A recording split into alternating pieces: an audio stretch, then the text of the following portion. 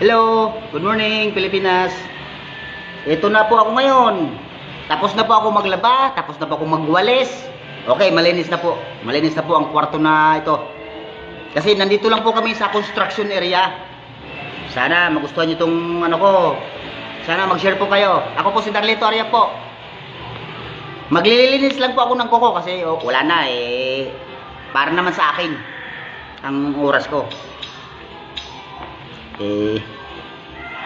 Maganda kasi ang malinis eh. Kahit na madumi yung trabaho natin, at least malinis ang katawan natin.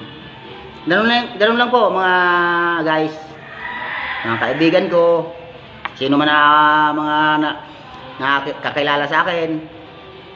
Ganito lang laban sa mundo. Minsan maglinis, huwag pabayaan ang sarili para medyo masaya ang buhay. Ganyan lang.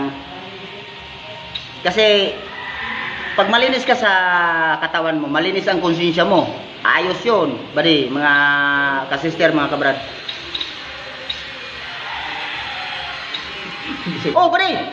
Nasaan na yung isang kamay ko dito, bari? Nasaan na? Namaki na. Putang ina na. Wala. Pasensya na po, nawala po yung isang daliri.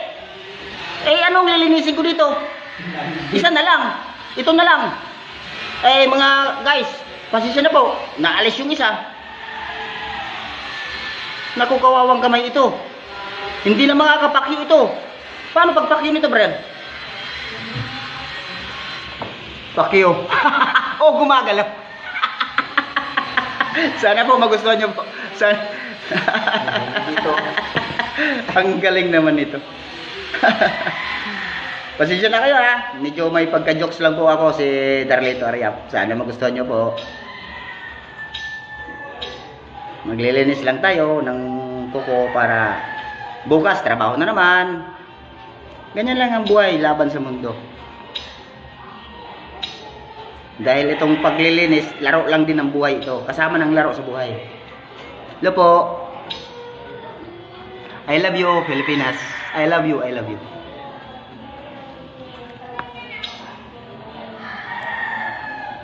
I love this country because I love this Philippines because the land in my birth.